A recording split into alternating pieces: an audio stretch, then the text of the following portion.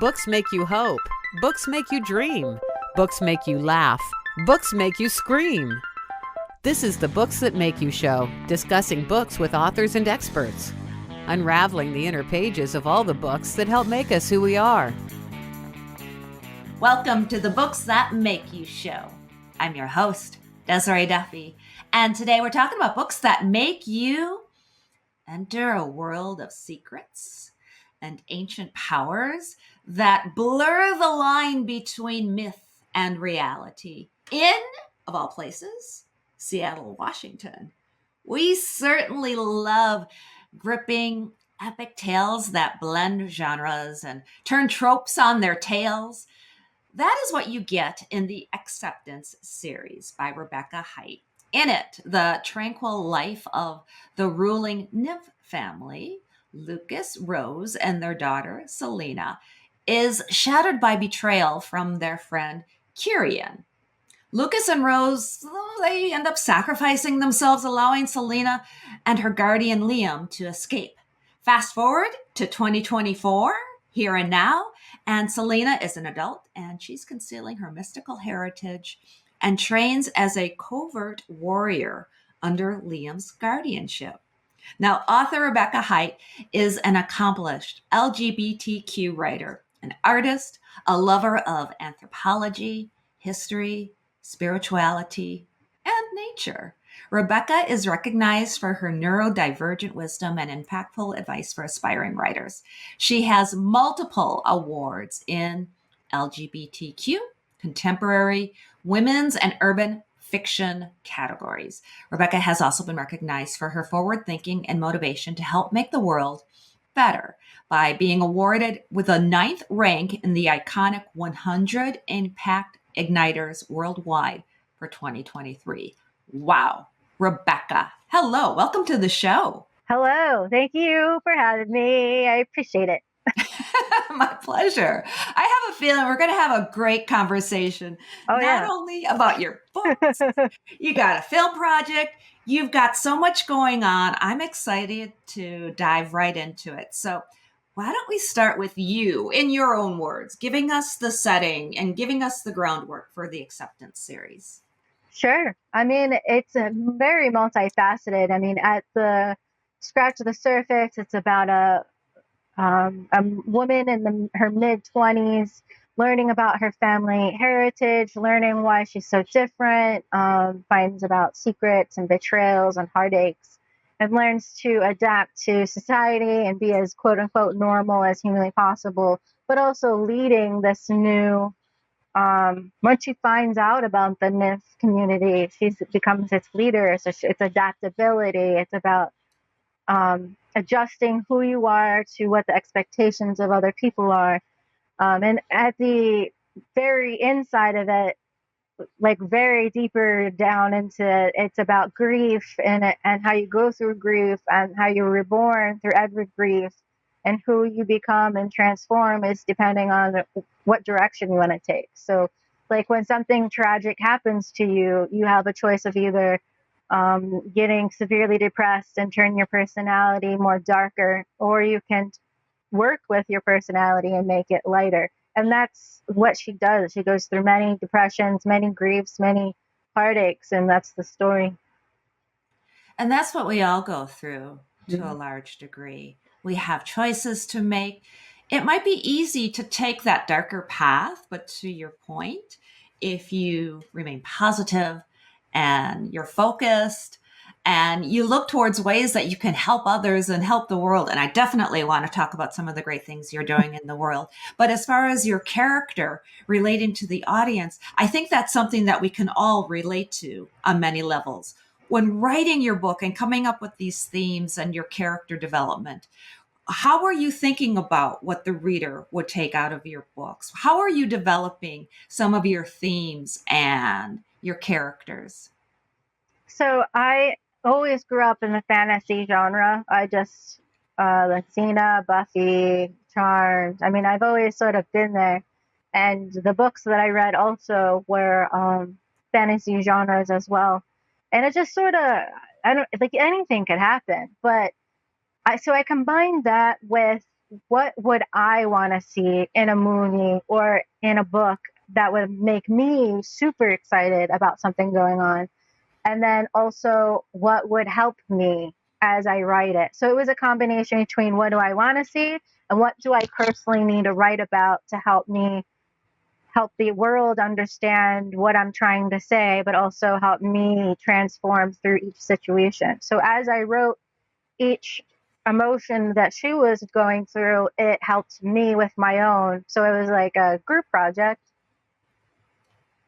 Yeah. And I'm curious about when you're writing and going through that process.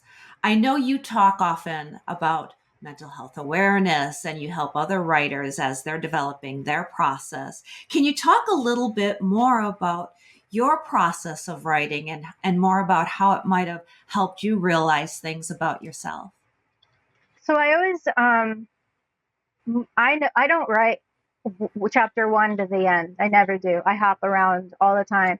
So if I'm feeling a type of way and I know that it's in the story somehow, or if it's not, is there a way I can make it make sense in the story? And I utilize that as an outlet to be in the character. So whenever the Selena or any of the characters are really going through anything, I step into their shoes and experience it with them. That's how I write. And so I not only what I see, I smell, I touch, like it's as if you're literally the person because that's how I do it. So I become them in a way, like I myself am acting them and writing them at the same time. But sometimes you have to write a scene that's sad or really joyful and you just aren't feeling it. Then put it on hold. Come back to it later, work on something else instead. If you're feeling a type of way, write that instead. Or even do research. I do a ton of research. I've done so much research around different cultures, different countries, like science, because it's a flame and it's elementals. And I actually research like when a tornado of wind comes around and then there's a fire, like what happens. Like I really got in there. And so it was, if I just wasn't in the writing mood, I would just research things because of the ADHD. We get hyper focused and we get down a rabbit tunnel, and it's glorious for me, not for other people, but for me.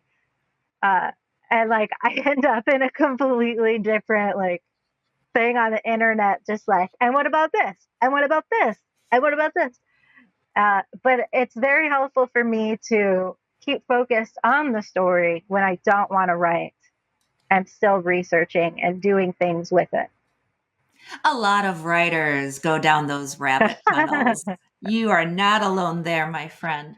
And I think, and it's great. I think that's really good advice too, because if you're doing method writing, right? You've heard of method acting where you just immerse yourself. You're doing method writing, and that makes your writing, if I must say so, so deliciously immersive. You really get drawn into the story, and that's to your credit.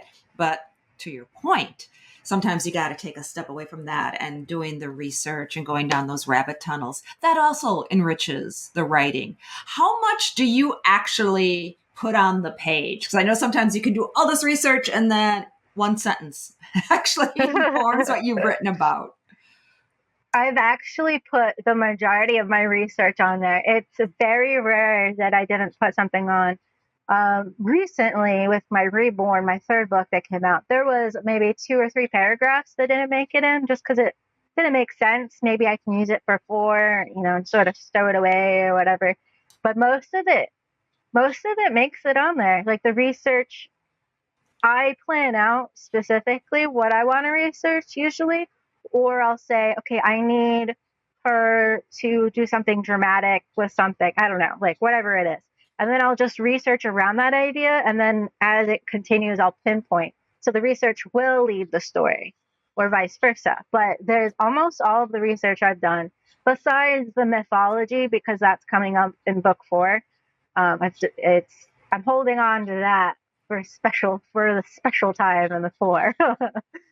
Love it. Love it. Now, I happen to be holding up the beginning, which is obviously book 1. And you've Yes. already talked about book 4. So how many books do we have in the series? There's going to be, hypothetically, there's going to be 4. So it's a reconcile will be the 4th one.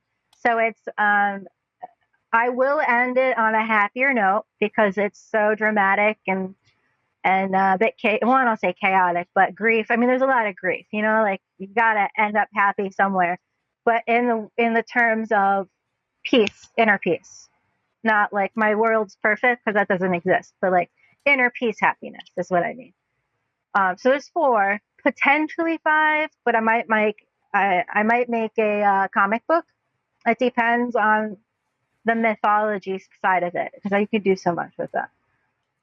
Oh yeah, and again, the mythology and the fantasy elements. Yeah. There's just so much good stuff going on. And from what I hear, you're adapting this into a film version Yes. as well. Tell us about that. Yeah, so the film's going to be called Secrets of the Warrior. In the end, the entire series will become a saga, and it's going to be 5 films total. Book 2 is going to be in 2 parts because I want to pay special attention to Tree of Life and some of the key points on there. I don't want to rush it. I want to give it its grace. And so Secrets of the Warrior is in pre-production. We have a co-director. I'm the script writer, and co-director and producer. Scott Vickers is the co-director along with me. He's more seasoned, so he's going to sort of take me under his wing. I'm working with Undisputed Films, Sir Marco Robinson, Hexagon Films in Bulgaria, and Gen X Productions in New York City. So half of the roles are already put in place. We just have to pretty much curate the rest of the roles. We're looking for our Selena and some other ones right now. So we're taking our time, making sure it makes sense. And but we have our location. We're going to film in Bulgaria, Sofia, Bulgaria. And we have our stunt coordinator lined up. And we're just working on financing and some of the crew. Oh, that's amazing. How exciting. Now, do you have any advice or tips for anybody out there who might be thinking of what's it take to turn my book into either a TV or film project? So the thing about it is that it depends on if you want name networks or if you want to do indie. Indie films are sort of the new, I mean, I always believe that not only because I'm self-published and my success is from my passion, my drive, and the story. I believe in my story so much. So as writers, we believe in our stories, but it's not just that. It's knowing that when you go knock on someone's door for them to work with you, they're very particular in this industry. And a lot of people won't talk to me, but I find the individuals that love the story as much as I do. And they're fantastic people. The people that are meant for the project will find the project, but you have to really sort of dig for it. So if you want main networks, you really have to there's going to be more time, just like a traditional publisher. It's going to take more time. It's going to take query letters, the same idea for film. But I'm an indie film. I started my script. It's very close to the book. There's more villain background to it. There's a bonus scene at the end. But my script was written decently quick because I knew what I wanted. So knowing what you want for any writer going into changing it to a movie is imperative, and patience. And you can make mistakes. Everyone can make mistakes. And I believe that no matter what you're doing in life, make mistakes. Just remember, it's your story. It's your idea. You want it done your way. Then go with that. But find people that will collaborate with you. How do you find, I mean, that sounds so wonderful, but at the same time, how do you find the motivation? Because you're so positive and you're such an inspiration, but I know sometimes it can be really hard for folks to keep pounding and pounding and pounding, especially when they do hear no a lot or they feel like they've been pushed to the side. How do you find motivation? I've been through a lot of rejuvenations that I wasn't always like this by any means. Like COVID quarantine really sort of made me realize that the world is what we make it. And so when I'm feeling down and I feel like it's not really working out, I just take a day to myself. I don't quit. I don't message anyone and be like, why aren't you whatever? Why aren't you doing your job? Or because I'm like that. I would absolutely do that. It's like I would just take a step back, hang out with your dogs, take a breather. That's a sign for self-care. So the other day I had a rough day, not because it was bad. It was just so full of conversations and meetings, and it was so many people. I had like 5 hours of meetings back to back to back. And I was drained, and I was like, I don't even want to do this anymore. Like, and I went and got myself some ice cream, and I just like hung out in a parking lot, and I'm like just chilling. I like Earth, it was nighttime, so I was enjoying my time. When you feel like that, take a step back. Um, things are made because we make them into it. So I'm a manifester. This will be a movie. I say that to everyone. This will be a movie. This will be a movie. I know without a doubt this will be a movie. The series will become a series and it will do well. And I know that. But on the days that I'm just like, I'm not feeling it, just hang out, play a video game, take a nap, do something to just reset a little bit. You're working yourself, your mind, and your body too much.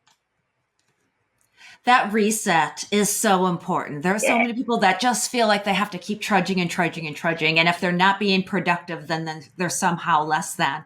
But to your point, we do. If we're playing a video game, that video game might be giving the, one side of our brain a chance to focus on this while the other is in the background figuring some other stuff out. And even taking a nap, think of all of the inspiration that we can get just within our own dreams when we allow ourselves to take that break, Absolutely. There's some inspiration that I pulled from the most random thing that I can't remember. It was like literally so random. It was like a cartoon animation of something, and then just something they said sparked something in my brain that I wasn't able to get before. And I was like, oh my God, that makes so much sense. And I immediately like ran to my paper and I was like writing it down and making notes and stuff. But sometimes that's what you need. Instead of pushing through, it's not only going to burn you out, it's going to hurt the project, it's going to hurt the people you're collaborating with. Take a second. I mean, weekends were built in for a reason, Exactly. Can we talk about representation and why that's important? Yeah. Talk about that. Let's talk about it. Yes. Yeah, representation. So my main character is bisexual. Her love interest is female in the book. Most of them are. Her love interest is Skylar and another one, Elvira. So they're also of the queer community. I have Edwin, who's gay, has a husband in the book. And I also have them going to a gay club in book one. And I mean, so the point of the book was not it to be a coming out story. It was, I'm living my life story. Mm-hmm. And so in book 3, I have a non-binary, and that was fun to write. That was the first time I ever did that. So I want to do everything in my power to give representation in a way, and none of them are villains because I mean I don't think any of us are really villains, but representation, you can make coming out stories, but I also feel like it's important that people are just living their life. In book 1, she does sort of let her uncle know that she's dating a female, and that was new to him, and he was very accepting of it because who would I be if he wasn't, honestly?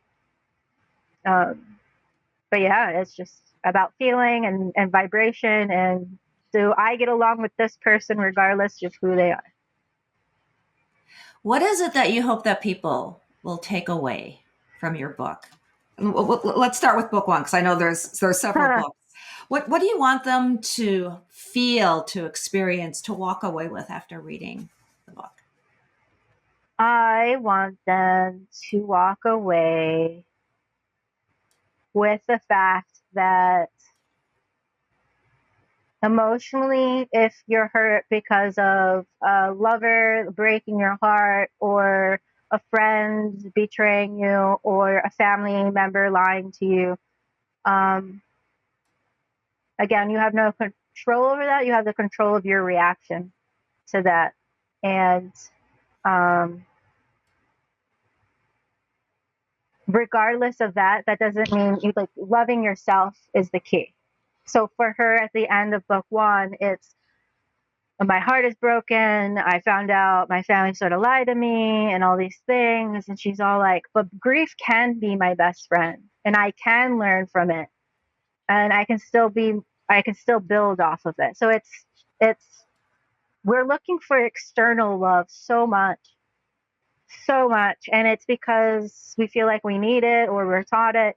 But inner love is the thing that really is where our peacefulness comes from. And it has to start somewhere. I love that message. You're so spot on. I mean, once we learn to accept ourselves and all of our wonderful flaws and the mistakes that we made and the turmoil, the grief, as you pointed out, that we go through. But once we do that, then loving others and not necessarily caring maybe what others think, it just makes the world so much easier, doesn't it?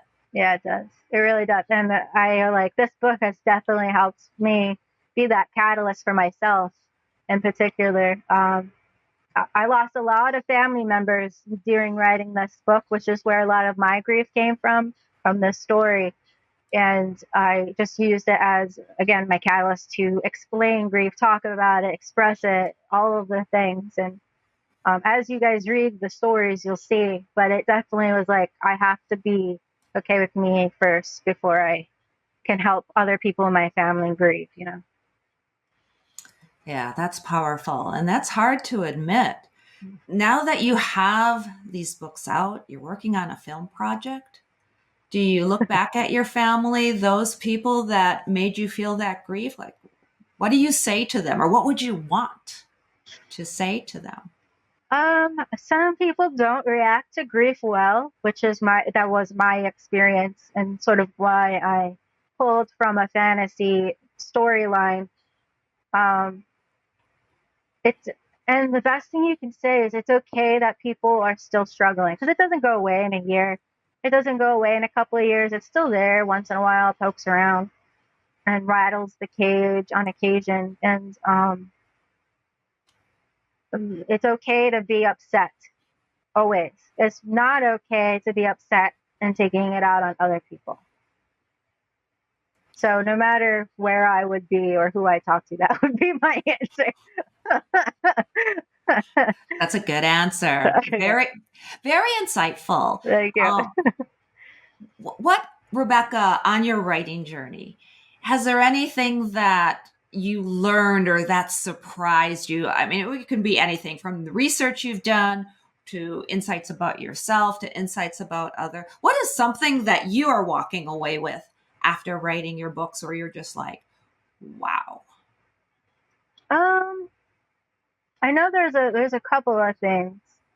So the first thing that really got me when I was researching the books was I knew I wanted to do the Tree of Life, or as it's known as Tree of Knowledge. I mean, again, it has many different names. And I was like, I don't want to mess this up. So I researched different cultures, different countries, different ideas, and I found out that everything I could possibly think of that was on the internet was almost identical, but slightly different than each other. And so that literally opened up this door of, oh my God, we're all the same, but we just think a tiny bit differently. And we all sort of have, like, we all have it right, but just a little different, you know? And so I even looked up Mayans and the Aztec and their version of, you know, trees. And the one said that every single branch in every direction is a different color, meaning a color wheel. And so I adapted that, saying the leaves on my story have a color of every single kind.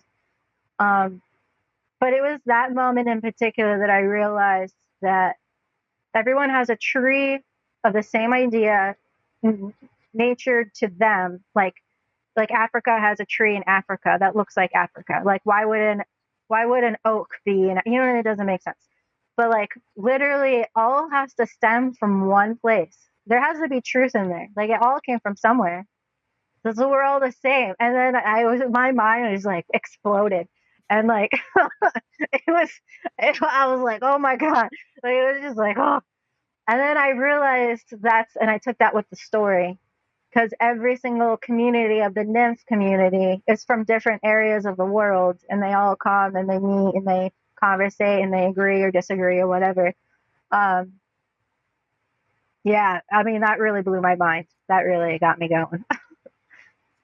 It is amazing how many different cultures, myths, you talk about religion. I know you mentioned spirituality, Yeah. but the fact that there is like this nexus, this germination, this truth, as you put it, that has to be under it all, because how could we all in different times, different places, vastly different places, thousands of years, have similar stories? It's really astonishing. You're right. Yeah.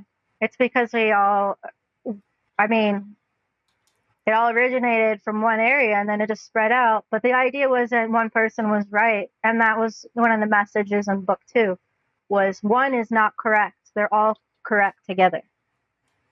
Yeah. Whether or not people believe that is their problem, but that's what I wrote about.